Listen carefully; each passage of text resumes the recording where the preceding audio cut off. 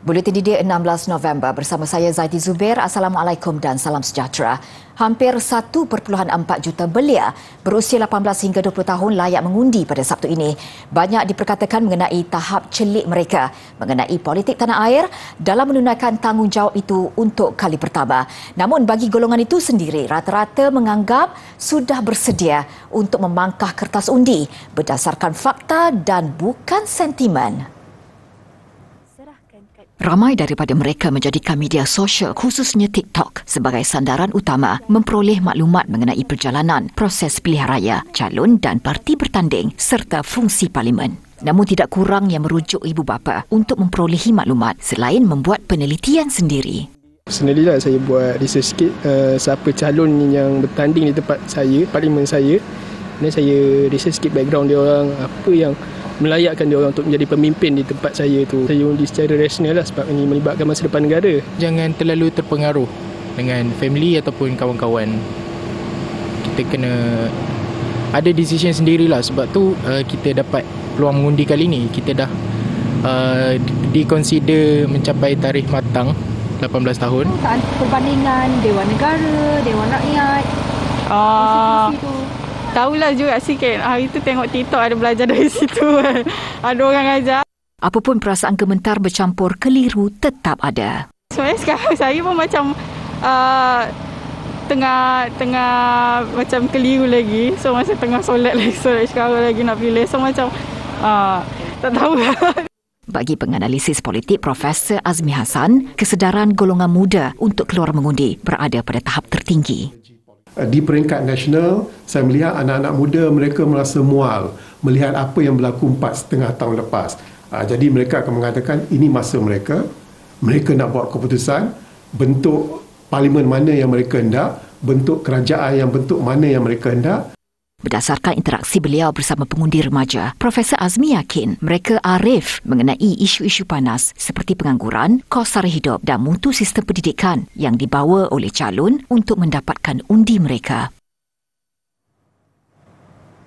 Dalam pada itu, hampir 11,000 penuntut Universiti Sultan Zainal Abidin UNIZA pulang ke destinasi masing-masing bermula hari ini bagi menunaikan hak mengundi Sabtu ini.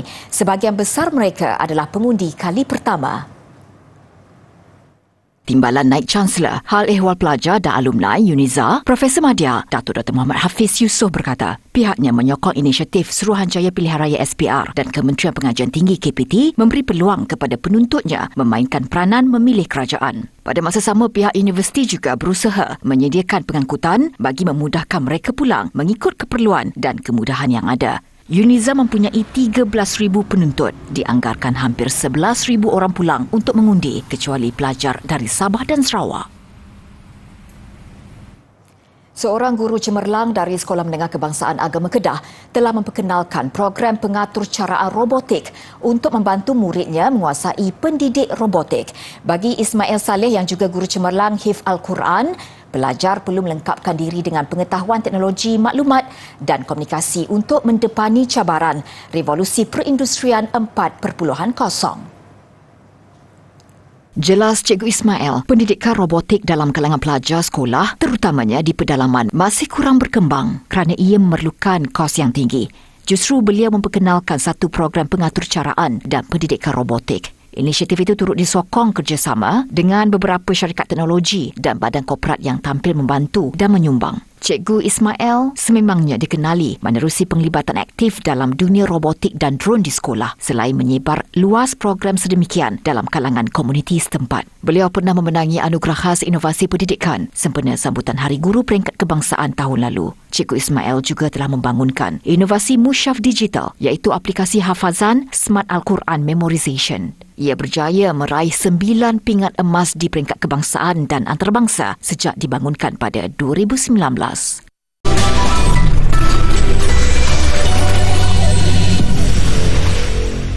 Bersua kembali, pelbagai ragam dan cara dapat kita lihat menjelang PRU15. Di Klebang Melaka, sebuah restoran menawarkan diskaun harga makanan untuk pelanggan yang menunaikan tanggungjawab mereka pada hari mengundi Sabtu ini.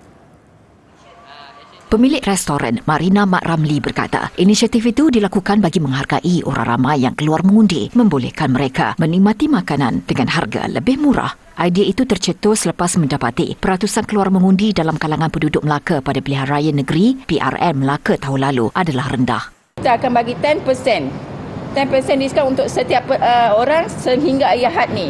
Janji kena ada bukti celup jari yang tanda untuk mengundi itu dah selesai. Rakyat Melaka digalakkan balik mengundi. Kita sebagai rakyat Malaysia kena ada tanggungjawab mengundi untuk kesejahteraan negara kita. Sementara itu, suaminya Kamarul Hisham Kamaruddin menafikan dakwaan diskaun harga makanan itu ditaja oleh parti politik atau calon tertentu yang bertanding. Tidak berpegang pada mana-mana parti sebab saya punya pelanggan-pelanggan saya ni semua parti pun menjadi customer saya dan semua menjadikan kawan saya juga. Jadi saya welcome untuk semua orang. Kita neutral. Melaka bakal memiliki satu lagi tarikan baharu menerusi pembinaan Taman Tema Disneyland yang dijadualkan pada 2027. Projek itu bernilai lebih 1 bilion ringgit dan akan dibangunkan di sebuah kawasan seluas 80 hektar di Jasin. Exco Pelancongan, Warisan dan Kebudayaan Melaka, Datuk Muhammad Jalani Khamis berkata, taman tema berkenaan dijangka dapat merancangkan lagi sektor pelancongan negeri yang menyasarkan kedatangan pelancong seramai 20 juta orang setahun. People can enjoy their time there. Alright? And the new attraction, we must have this because A Formosa is doing well. Alhamdulillah. But people have no options.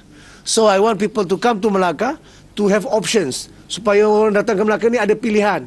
Selain dia pergi A Formosa, dia boleh pergi Disneyland pula untuk tidur, santai dan berhibur dalam kawasan itu, insya-Allah. Projek bakal dibangunkan anak syarikat kerajaan negeri Taming Sari Berhad dengan sebuah syarikat Korea Selatan, Korea Camping Caravanning Federation.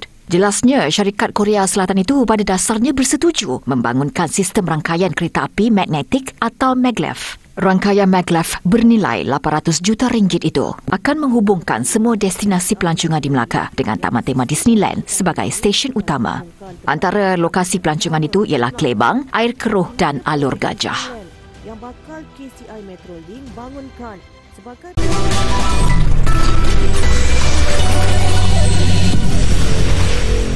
Rakyat kelahiran Malaysia diumumkan juara siri TV terkenal The Great British Bake Off. Untuk musim ke-13 ini, Syabira Yusof, 32 tahun, menewaskan dua peserta lain di peringkat akhir program tersebut yang disiarkan di United Kingdom semalam. Syabira adalah pakar penyelidik kardiovaskular di London.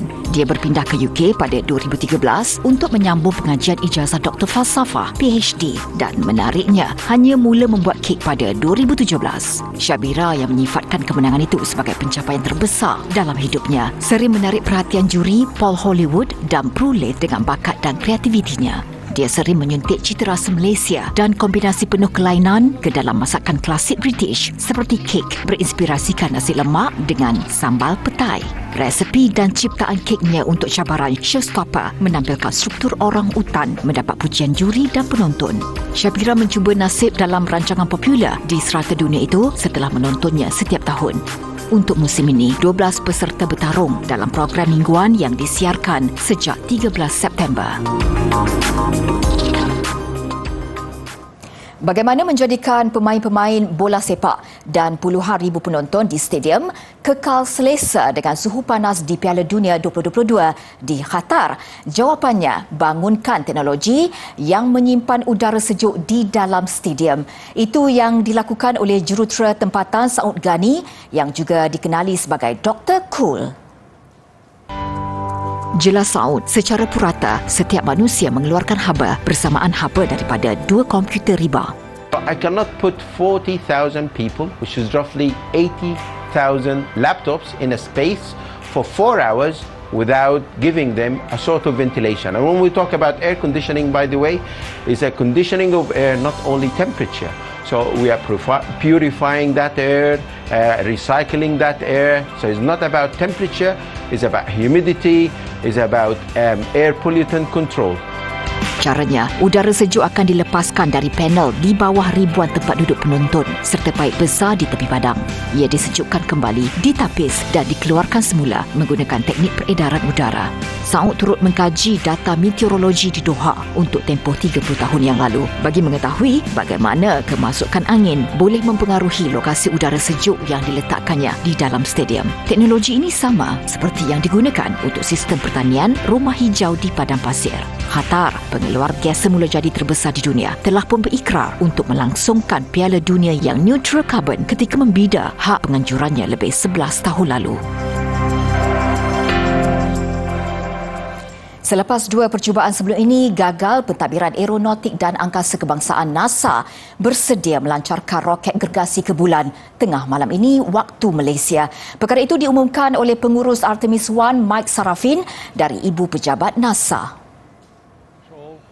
Pelancaran dari Florida, Amerika Syarikat itu adalah yang pertama membabitkan roket sistem pelancaran angkasa setinggi 32 tingkat yang paling berkuasa pernah direka oleh NASA. Cuaca dijangkakan baik dengan 80% peluang untuk dilancarkan dalam tempoh 2 jam bermula 1:04 pagi waktu tempatan. Misi Artemis 1, penerbangan ujian tanpa angkasawan itu mewakili langkah pertama dalam perancangan Agensi Angkasa Amerika Syarikat untuk membina kehadiran berbekalan di bulan serta memulakan pembelajaran dari sana sebagai persediaan penerokaan ke Marikh pada 2030. Misi berkenaan tertangguh sebelum ini kerana ribut taufan Nicole.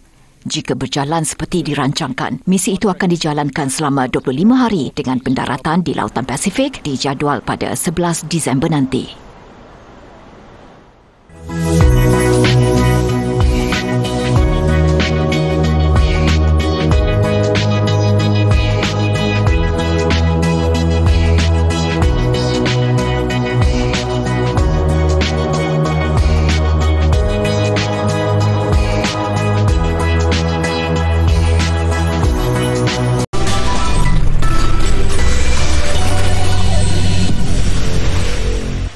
Laporan sukan dimulakan dengan bola sepak Piala Malaysia. Johor Darul Takzim JDT menarik nafas lega berjaya mengatasi tentangan sengit Sabah FC di Stadium Likas pada aksi separuh akhir pertama. JDT menang tipis 1-0 hasil jaringan pemain lincah kebangsaan Arif Aiman Hanafi.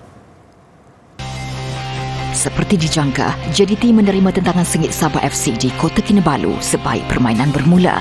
Meskipun di asa awal, pertahanan Sabah bijak menyerap tekanan dibantu ketakasan penjaga gol Damien Lim. Malah, JDT juga cemas apabila tuan rumah melancarkan serangan balas. Antaranya menerusi tandukan Pak Tesu minit ke-18 yang menggegar palang gol. Asalkan JDT akhirnya berhasil menerusi gerakan solo Arif Aiman yang mengelirukan pertahanan Sabah sebelum rembatannya menewaskan Damien pada minit ke-34. 1-0 pada babak pertama. Aksi lebih rancak ditampilkan kedua-dua pasukan bersambung separuh masa kedua. JDT melepaskan kesempatan menggandakan jaringan selepas 10 minit babak kedua bermula apabila sepakan penalti Bergson de Silva diselamatkan Damien. Memasuki minit ke-73, JDT tersentak apabila pemainnya Feroz Baharudin dibuang padang selepas mendapat kad kuning kedua susulan terjahan ke atas Sadir Ramdhani. Bagaimanapun Sabah gagal memanfaatkan kesempatan kepincangan lawan itu dan kedudukan 1-0 berpihak JDT sehingga whistle penamat. Separuh akhir kedua dijadual berlangsung di Stadium Sultan Ibrahim Iskandar Puteri 20 November ini. Jam 9 malam ini di Stadium Majlis Bandaraya Petaling Jaya, satu lagi saingan separuh akhir menyaksikan Selangor FC menentang Terengganu FC. Apa yang pasti, ia menjanjikan pertemuan menarik berdasarkan peningkatan prestasi semasa kedua-dua pasukan. Rekod pertemuan musim ini jelas memperlihatkan dominasi Terengganu menyaksikan jago Pantai Timur itu menang ketiga-tiga perlawanan. Selangor ketika itu dibimbing jurulatih dari Jerman, Michael Fichtenbiner, sebelum kehadiran pengendali sekarang Tan Cheng Ho. Cheng Ho yang dilantik selaku ketua jurulatih Oktober lalu jelas memiliki sentuhan tersendiri. Selangor tidak pernah tewas di bawah kendalian bekas ketua jurulatih Harimau Melaya itu. Mereka mara ke separuh akhir selepas menundukkan Negeri Sembilan FC menerusi agregat 4-2. Bagi Terengganu, rekod lalu tidak lagi dijadikan sandaran. Malah ketua jurulatihnya Nafuzi Zain mahu pemainnya sentiasa waspada dengan kebangkitan Selangor. Terengganu layak ke separuh akhir susulan kemenangan agregat 4-1 menyingkirkan juara bertahan Kuala Lumpur City. 4 pasukan bakal berentak pada kejohanan bola sepak Prayu Cup 2022 dari 22 hingga 30 November ini. Berlangsung di Akademi Bola Sepak Negara Mokhtar Dahari, AMD di Gambang, Pahang. Penganjuran edisi kedua ini antara usaha Kementerian Pengajian Tinggi untuk melahirkan lebih ramai The Thinking Athlete. 4 pasukan yang mengambil bahagian ialah AMD, Akademi Bola Sepak Felda, Akademi Bola Sepak Terengganu dan Malaysia University Football Team MUFT. Kejohanan bakal memberi ruang dan peluang kepada pasukan akademi elit di negara ini beraksi dalam satu kejohanan kompetitif. Selain meningkatkan mutu permainan, kejohanan ini juga akan menjadi satu batu loncatan untuk atlet menyambung pengajian di institusi pengajian tinggi. Seterusnya, menzahirkan usaha KPT melahirkan lebih ramai thinking athlete. Johan bakal membawa pulang wang tunai berjumlah RM10,000, tempat kedua RM8,000, manakala tempat ketiga dan keempat masing-masing RM6,000 dan RM4,000. Anugerah khas turut diadakan buat penjaring terbanyak, penjaring gol terbaik, penyerang terbaik dan pemain terbaik kejohanan. Sidang media pengumuman kejohanan Prayu Cup disempurnakan Timbalan Setiausaha Bahagian Seksyen Sukan KPT merangkap pengarah projek Datuk Dr. Pekan Ramli. Hadir sama Timbalan Pengerusi Jawatankuasa Teknikal Kejohanan Farid Dewan serta Ketua Cawangan Projek Khas Bahagian Pembangunan Sukan MSN Muhammad Syukri Harun.